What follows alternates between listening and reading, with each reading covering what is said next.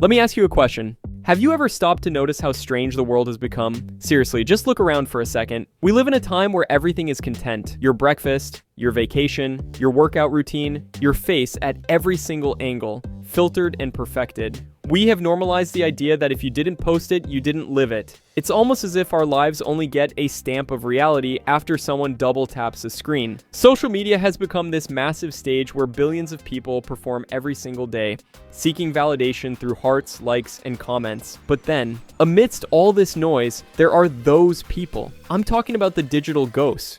You know the type. The person you know went on an incredible trip, but there isn't a single story about it. The friend who goes to parties, laughs the loudest, has the best time, but their phone never leaves their pocket. The person who has an Instagram account, but their last post was from 2019. At first, we look at them and think they must be antisocial. Or we wonder, are they sad? Are they hiding something? Do they think they're better than us? The silence bothers us. It feels unnatural. But today, I want to invite you to look at this differently. What if these people aren't missing out on anything? What if actually they have figured out something about human existence that the rest of us, addicted to notifications, have completely forgotten? Stick with me until the end, because what we're going to discuss today regarding the psychology of these invisible people might just be the wake-up call you didn't know you needed. Let's be real for a minute. Why do we post? Don't get me wrong, sharing things is great. It's human nature to crave connection. But deep down, and I mean really deep down, we often post because we need the world to check a box for us. We need that little number on the screen to go up so we can feel beautiful, interesting, or successful. In psychology, there is a technical term for this called the locus of control. But let's keep it simple. It's about where your sense of worth comes from. Most people operate with an external locus of control. It's like handing the remote control of your emotions to strangers on the internet. If they like the photo, you feel great. If the post flops, you feel like trash. Now look at the person who doesn't post, the low profile individual. This person usually operates with an internal locus of control.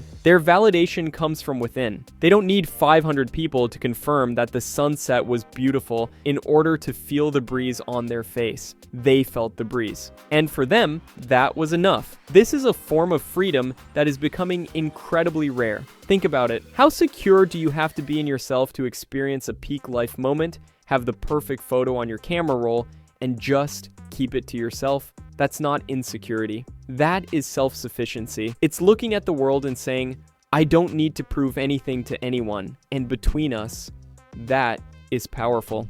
There is something else happening here, something cultural. Have you noticed that in the past, being famous and seen was the ultimate sign of success? Everyone wanted to be watched. But today, in a world where everyone has become a micro-celebrity, the game has flipped. Today, privacy is the new luxury. Look at the truly powerful people, or those with an enviable peace of mind. They are mysterious. They understand that when you post everything, you give the world ammunition. When you broadcast where you are, what you're eating, who you're dating, you open the door to opinions, you invite envy, you invite comparison, you invite gossip.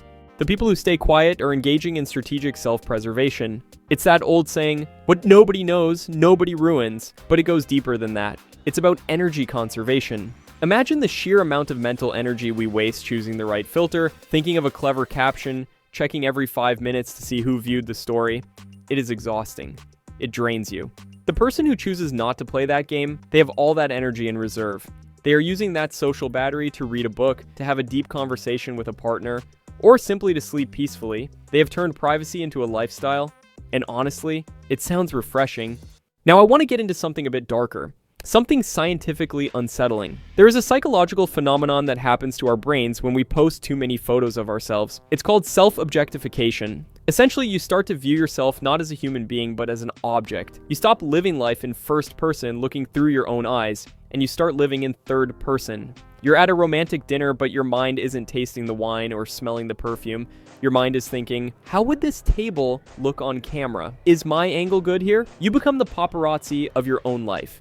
You turn yourself into a product on a shelf. And that is tiring for the soul. It creates constant anxiety because products need to be perfect. Products can't have dark circles under their eyes. Products aren't allowed to be sad. The people who don't post, they have escaped this mirror prison. They allow themselves to look messy on a Sunday morning. They allow themselves to eat a chaotic, ugly plate of food. They allow themselves to be human rather than a personal brand. They experience reality raw, unedited, and real life, my friends, has no filter. It is what it is. And accepting that brings a massive sense of peace.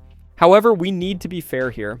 I'm not saying that everyone who doesn't post is an enlightened monk full of confidence. If we want to be honest, we have to look at the other side of the coin. Some people hide because of fear, and it's okay to admit that. Maybe you know someone like this, or maybe it's you. Sometimes a person doesn't post because the world has been cruel to them. Maybe they were bullied, maybe they were judged or criticized in the past. So, silence becomes a shield. It's a survival strategy. If no one sees me, no one can hurt me. And then, you have the introverts. For an introvert, social interaction costs energy.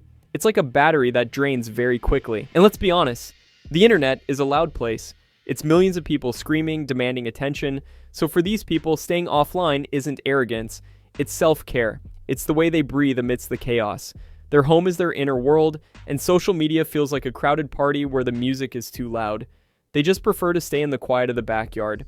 And there is absolutely nothing wrong with that. But regardless of the reason, whether it's confidence, protection, or just pure laziness, there is a beauty in this behavior. In a world that screams, "Look at me," 24/7, choosing not to be seen is almost an act of rebellion. It's a way of saying, I refuse to perform. These people value authenticity. They would rather have 2 real friends who know their deepest secrets than 2,000 followers who don't even know their favorite color. They prefer depth over width. They see social media for what it is, a highlight reel, a curated illusion, and they simply refuse to participate in the illusion. They don't want to distort who they are for likes. They don't want to reduce their identity to a clever caption. To them, their true self is something more than what can be captured in a picture, and they would rather be unseen than misrepresented, and maybe, just maybe, we should learn something from them.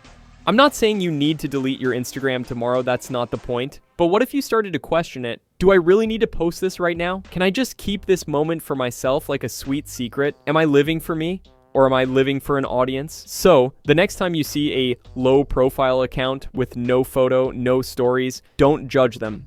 Don't assume they are missing out. It's very likely that in that silence, there is a life much fuller and more vibrant than we can imagine. It's likely that this person is too busy being happy in real life to waste time trying to prove it in the virtual life. And if this video made sense to you, if it clicked something in your mind, consider subscribing to the channel. We are just getting started on this journey of understanding our own minds.